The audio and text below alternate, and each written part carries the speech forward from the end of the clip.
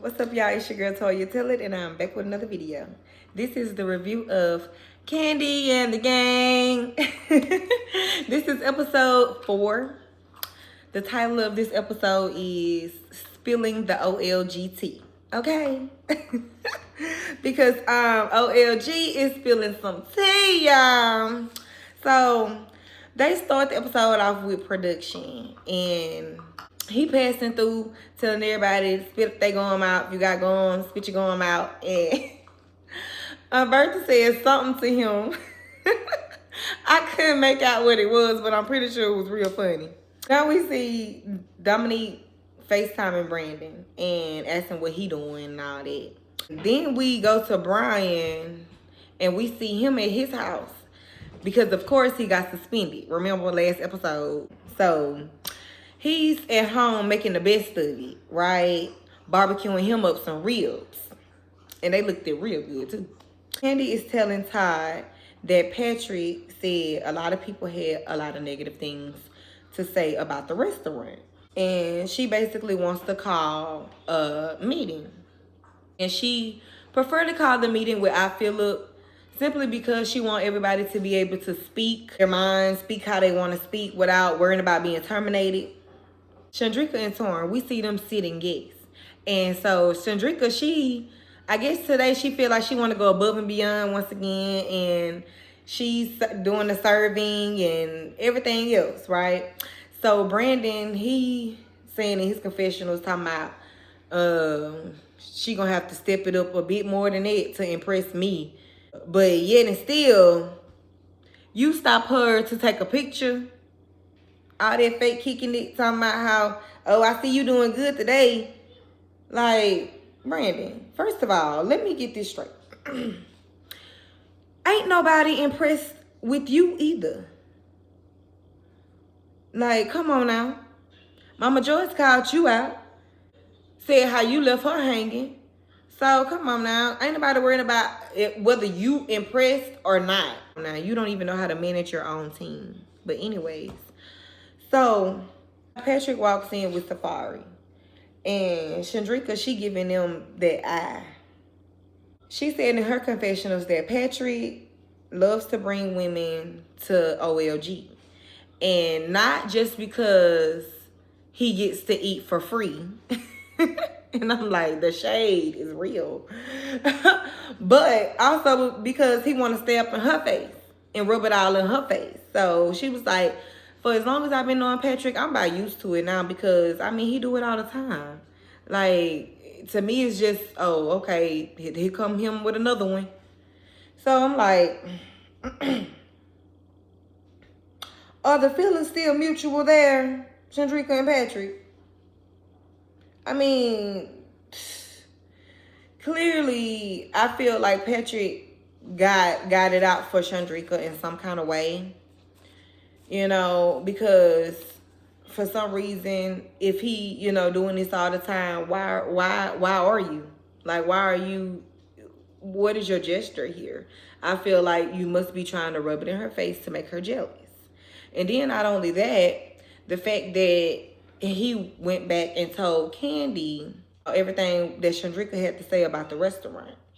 And which I understand why, because his loyalty is to Kandi.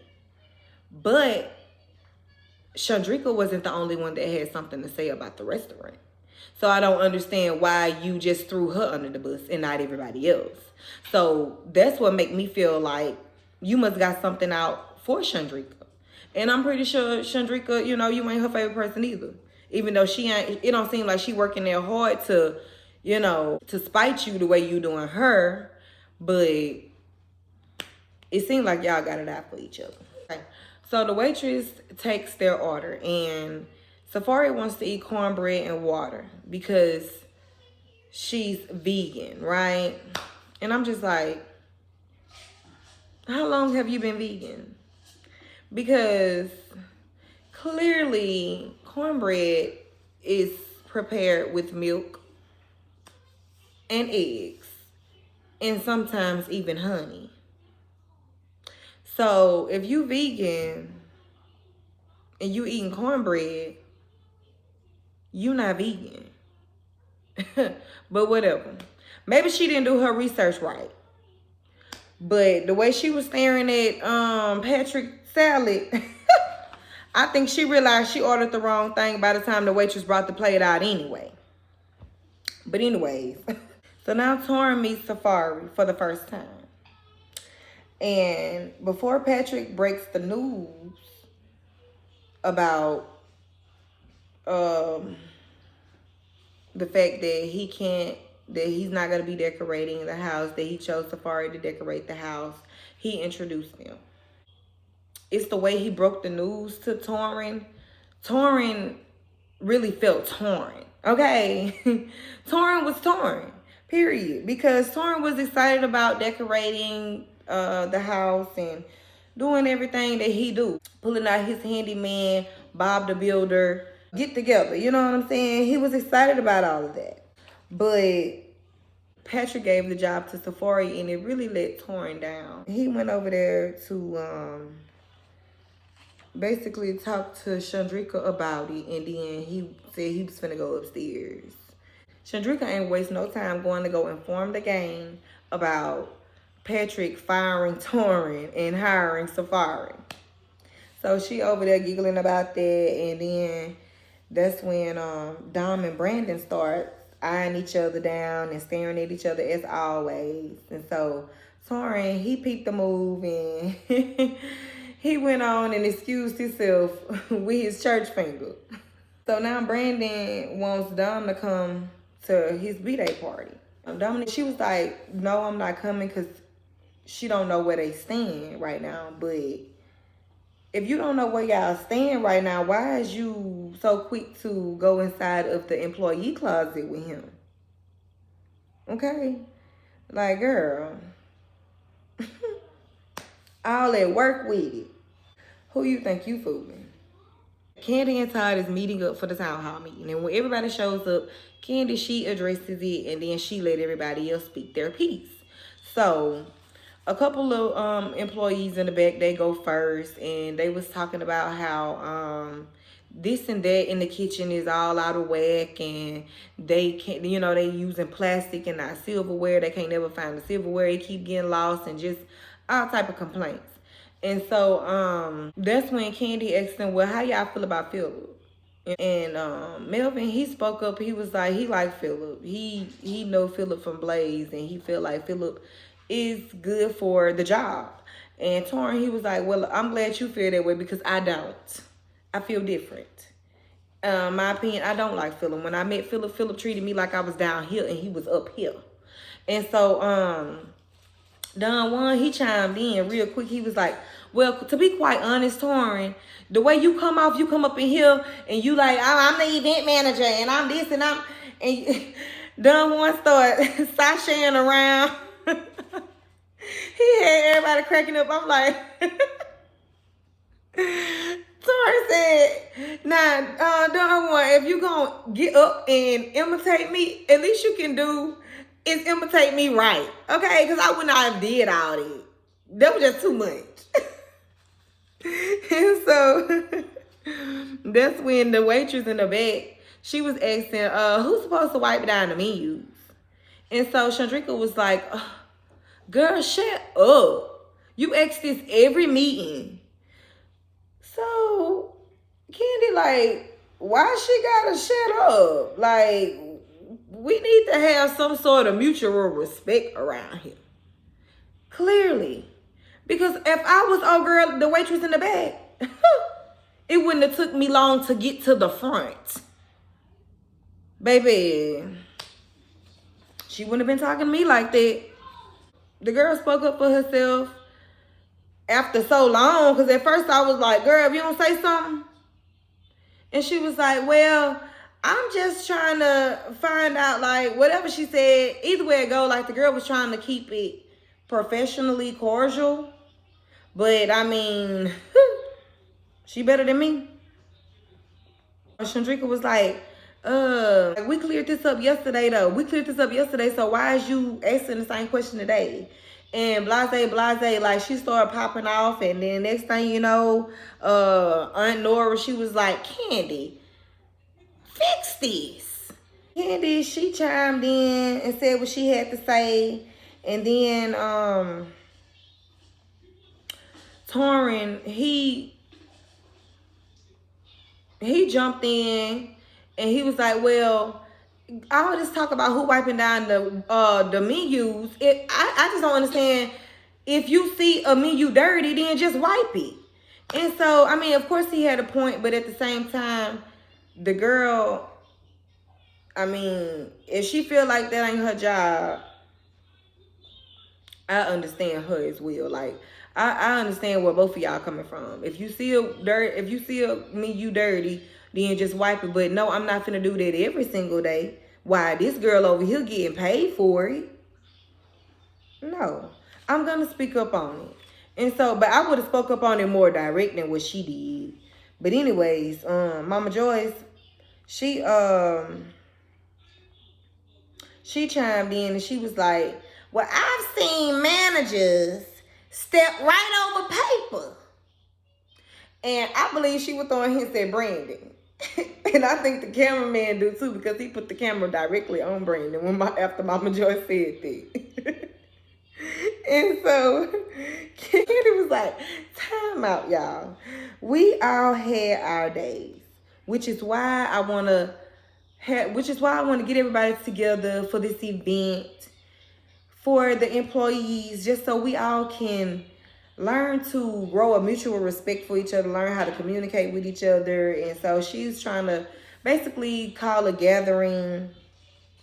team gathering that they're going to put together. And just so everybody can get a better feel of one another. But ain't nobody here for it. And honestly, I ain't here for it either, because clearly that's not going to work. How long have these adults been working amongst each other at the OLG? Half of them been there since they opened. And if they still have not grown a mutual respect for one another, it just ain't there. In my opinion, it's just not there. And with them having all these outside friendships and relationships, I mean, that goes right along with why they feel like they can get away with just telling each other to shut up and shit. So that's when Mama Joyce called Brandon out for his bullshit. And she was like, one day I was in the kitchen and I was working like a slave. And I asked Brandon if he wanted to come in and help. And Brandon looked at me and said, y'all got it. Now, didn't you, Brandon? Didn't you? Mama Joyce had me rolling. Brandon. Lord, they had teamed up on him. Because shortly after that, Bertha, she had put her 2 cents in. And she said, Brandon, I spoke to him one day and he didn't even look at me. He didn't even open up his mouth. And I said it'd be a cold day in hell before I speak again. By that time, Brandon didn't know what to do. He knew he couldn't argue with them old ladies. So he just got up and started reaching for a hug, telling Aunt Bertha, I'm sorry. And so Aunt Bertha, she wasn't going for it, though. She didn't want to hug Brandon. She don't want nothing to do with Brandon right now. She don't want to fool with Brandon, Phillip. No, I don't think she like nobody. Everybody on the team really feel like Brandon is a good manager.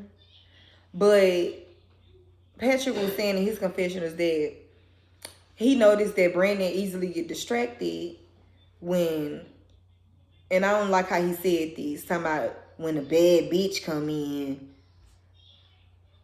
Boy, grow up. Like, that's all I'm gonna say about that. But he basically says that they feel like Brandon is easily distracted. And I feel like, in my opinion, I feel like Brandon is easily distracted. I mean, he's all in employee closets, trying to, make out and shit on the clock. He's sitting down eating chicken wings. he all outside on the phone. Like, he ain't really doing nothing. So I do understand where they come from when they say that he's easily distracted. So I can understand why them old ladies is teaming up on him right now. So now we see Patrick in his parking lot when Torm steps up to him to discuss how he feels about Safari's decision of decorating the house. And he just told Patrick straight up that he feel like, Torm said, I feel like you cheated on me. Because it's like, you know, we have a connection. That's, you know, that was something that you could have handled differently than how you handled it. It's like you just let her make all the decisions, and you know, it was just how he handled it. And Patrick, he agreed that he could have handled it different. He could have called him and talked to him about it on some one-on-one stuff, the same way he talked to him one-on-one about, you know, the project from the beginning. And so I feel why Torm feel kind of cheated on, because it's like you just gonna put it all in Safari's hands and let her handle it. And it's like, nah, I thought we was better than that. I thought we was boys. And so they talked about it, and I think they're gonna be all right even after Safari decorating. Who knows? They might go ahead and agree to let Torm do it by the end of all of this. Who knows? So we'll see. So now we're forced to see another scene with Safari and Patrick. And they're sitting on her bed and discussing the housewarming. And Patrick want her to be down with it. And he was like, well, I'm just going to write out a list. And you can tell me who you want to stay, who you want to go. And I'm going to make 3 options. So she said that it's cool for him to invite, you know, Kandi, Don Juan, some more other people. But she's not sure about Torm because she thinks Torm don't really like her no more, all because now she wants to decorate his Patrick's home, and Patrick is choosing her to decorate instead of Torm. And so Patrick, he like, nah, Torm not like this. He really want Safari to get a different feel of Torm, because Torm is really not like that. And I just feel like, I don't know how to really feel about Safari right now, but I feel like Safari is kind of overly controlling, because like Torm said, I mean, you're not even going to be living there, so why should it matter who all know where he lives? Why should it matter who's invited to the housewarming? Because she don't want to have the housewarming, because she don't want the people from his job knowing where he lives, aka Chandrika. So now we see Brian is frying egg rolls, and Rashad shows up. And so Rashad, he comes in and he help him fry egg rolls, and them egg rolls look real good. For real, they do. But the way Rashad fried the hell out of that egg roll, that's a no for me. Hell no. Like, I felt like, why would you do that? Why would you do that? An egg roll is going to already harden up when it come out the grease. So why would you fry the hell out of it like that? And then got the nerve to tell Brian that, oh, it's good, it's flavorful, but it's messy. And that's why I love Brian Shade. Because he said, well, usually we don't fry for 40 days and 40 nights either. Clearly. Like, Rashad, he talking about he want his extra crispy. He done turned that damn egg roll into a chip. But he looked good, though. Brian, he was telling Rashad that basically he's not in a rush to come back to work, that he's taking his suspension and making the best out of it, because it helped him to focus on his own business with cooking his egg rolls. And he was like, he got, you know, business is doing good for him. And he had a lot of orders. And that's what he was, basically that's what they was doing whenever Rashad came to help him fry the egg rolls. They was preparing orders for Brian's customers. And honestly, I do believe that, you know, Brian's with what Brian got going on with his egg roll business, I feel like that is a really good thing. That's a really good thing. I feel like that's something that he can really rise above with for real. And it's something that I can really relate to a lot because I went to school for culinary arts and hospitality. And I'm a great cook as well. Like, I grew up in my mama's kitchen, okay? And I can really relate to that because that's something that I really want to do one day, which is start my own food business. And, you know, whether it's starting from the bottom, cooking out, like Brian doing, cooking out his apartment. You know what I'm saying? I really, that's something that I really always had dreams to do and would love to make come true one day. So I'm, you know, best luck to you, Brian, you and your business, and I do believe that it's going to rise. And honestly, whenever I've noticed that menu said 2 egg rolls for $12, I thought about it like this. Over there at OLG, he probably making just around about that much an hour. You know, about $12 to $15 an hour over there at OLG serving. I mean, I don't know. I'm just guessing. Chandrika says she making $12. So I don't know. And if he making $12 a plate, plus he probably making more than just $12 because it say 2 egg rolls for $12. And he probably making about 4 or 5 orders an hour. Ain't no telling how great his clientele is. But he say his business is doing good, so I'm pretty sure his clientele is pretty high. So he's probably fixing about 3 to 5 orders an hour. You know, you can do the math. I feel like he is making more by the hour working for himself than he is working for Kandi. And that's all I'm saying. But I do feel like, you know, taking his suspension and making the best out of it is a good thing for Brian to focus on himself right now. And, you know, I wish him nothing but the best.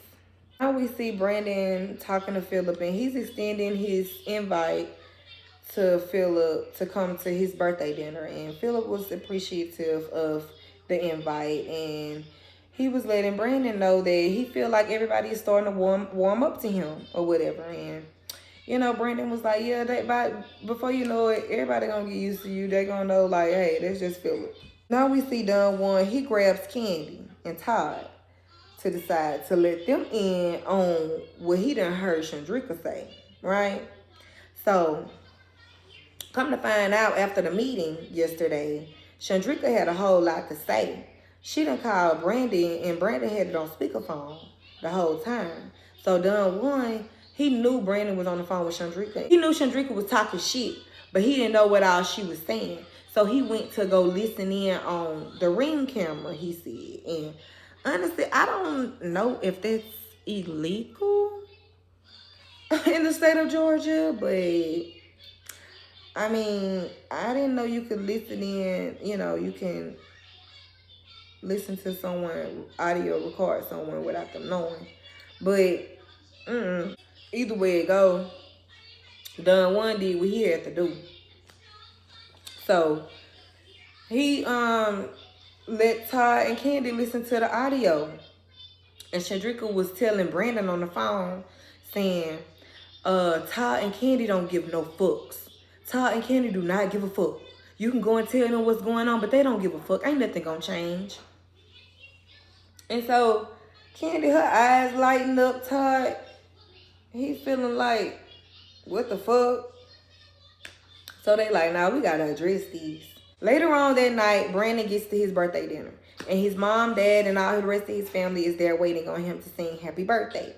And so he walk in, they sing happy birthday, and I don't know, it looked like they was at Blaze. I'm not sure.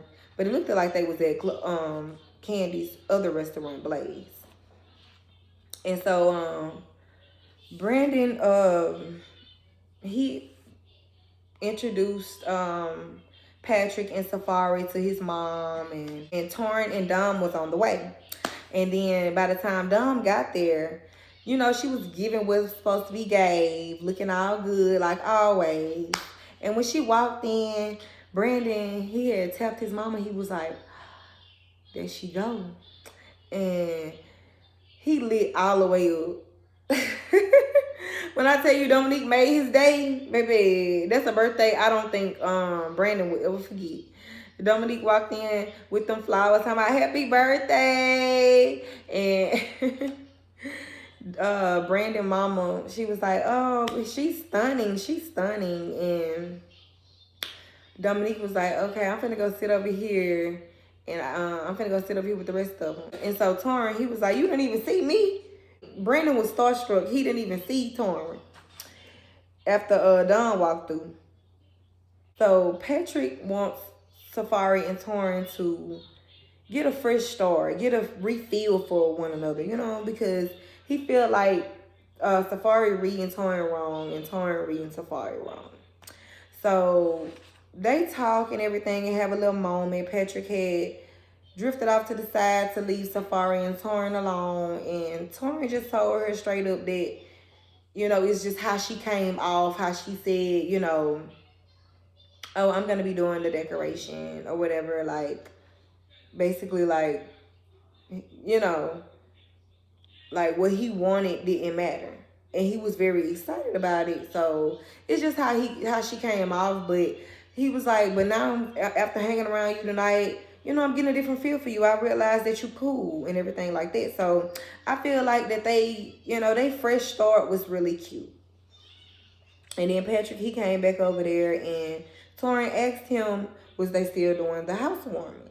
And so that's when Safari, she was like, well, see, that's why I'm here. Because I'm trying to get a feel for everything and everybody and see if, you know, then I decide. Like, girl, you mean to tell me that's why you're here? So you can get a feel for everybody and everything, just to decide whether you want them to come to your boyfriend's housewarming. Go sit down. Like, you getting on my nerves. You very overly controlling to the point where it's creepy and it's giving weird. And like Torm said, girl, you're not even going to be living there. Scoot over.